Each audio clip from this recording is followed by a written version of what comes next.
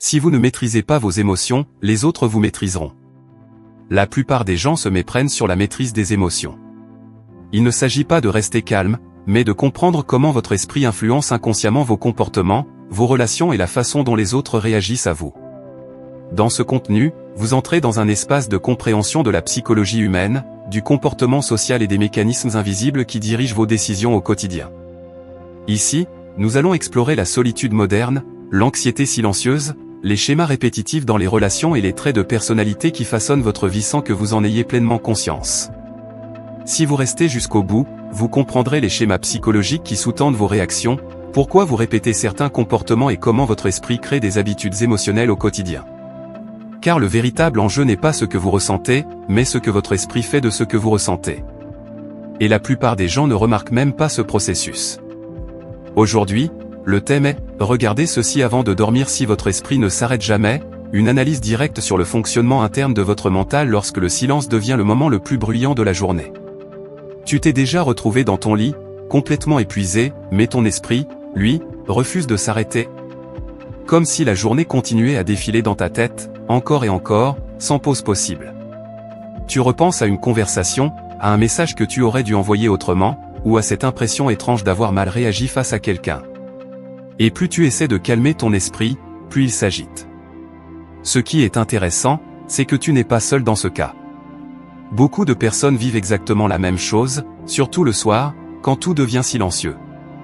Le problème n'est pas seulement le stress, mais la manière dont ton cerveau essaie de réparer ce qu'il n'a pas compris dans la journée. Il rejoue les scènes, cherche des explications, comme s'il essayait de reprendre le contrôle sur quelque chose qui lui a échappé. Et sans que tu t'en rendes compte, ce mécanisme devient automatique. Ton esprit associe le calme à un moment pour analyser, corriger, anticiper, même quand tu veux juste dormir. Le problème, c'est que ton cerveau ne déconnecte jamais vraiment, il change simplement de mode. Pendant la journée, il agit. Mais la nuit, il analyse. Et ce basculement est automatique, presque invisible. Tu crois que tu penses trop, alors qu'en réalité, ton esprit essaie de résoudre des émotions qu'il n'a pas eu le temps de traiter correctement. Ce mécanisme est subtil, plus une situation t'a laissé une émotion non résolue gêne, regret, incompréhension plus ton cerveau va la recycler en boucle. Il ne cherche pas à te torturer, il cherche à donner du sens. Le problème, c'est qu'il le fait sans limite, surtout quand il n'y a plus de distractions extérieures. Et ce schéma ne reste pas seulement dans ta tête. Il influence aussi ta vie sociale. Une simple remarque dans la journée peut te suivre jusqu'à la nuit, changer la manière dont tu interprètes les autres, et même te faire douter de toi dans tes relations. Sans que tu le remarques, ton esprit transforme de petits moments en scénarios beaucoup plus lourds qu'ils ne l'étaient réellement. Avec le temps, ce mécanisme ne reste plus seulement dans ta tête, il commence à modifier ton comportement sans que tu t'en rendes compte. Tu deviens plus prudent dans tes échanges, plus silencieux dans certaines conversations, comme si tu analysais chaque mot avant de parler. Et ce n'est même pas un choix conscient, c'est une adaptation automatique. Dans la vie sociale, ça se traduit de manière très simple, tu hésites avant de répondre, tu relis mentalement ce que tu as dit, tu changes ton attitude selon la réaction des autres.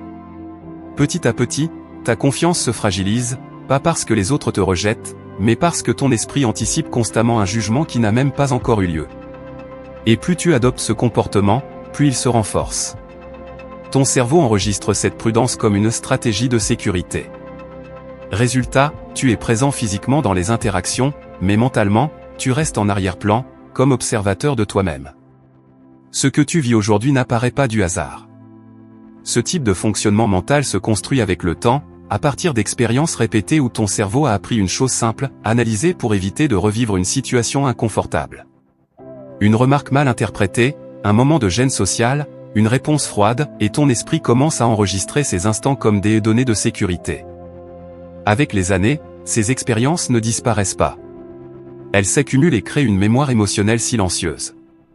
C'est pour ça que certaines situations actuelles déclenchent des réactions disproportionnées, même si objectivement elles semblent banales. Ton cerveau ne réagit pas seulement au présent, il réagit aussi à ce qu'il a déjà vécu. Et ce qui rend ce schéma puissant, c'est la répétition. Chaque fois que tu analyses une interaction après coup, tu renforces cette habitude mentale. Sans t'en rendre compte, ton esprit apprend que la suranalyse est normale, presque nécessaire, et il reproduit ce même fonctionnement encore et encore dans ta vie quotidienne. Ce qui change tout, ce n'est pas de faire taire ton esprit, ni de lutter contre lui. C'est de commencer à reconnaître ce schéma en temps réel, sans le confondre avec la réalité elle-même. Parce que tant que tu crois que chaque pensée est importante, ton esprit continue de prendre toute la place. À partir du moment où tu observes ce mécanisme, quelque chose se décale. Tu ne vois plus tes pensées comme des vérités absolues, mais comme des réactions automatiques construites au fil du temps. Une simple interprétation, une lecture émotionnelle d'une situation passée ou présente, pas une réalité figée.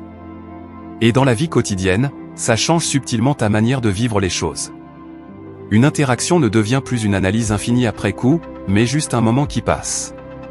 L'esprit continue de fonctionner, mais il perd progressivement son pouvoir de contrôle total. Ce n'est pas une rupture brutale, c'est une prise de distance intérieure, presque imperceptible, où tu commences enfin à ne plus être entièrement guidé par ce bruit mental constant.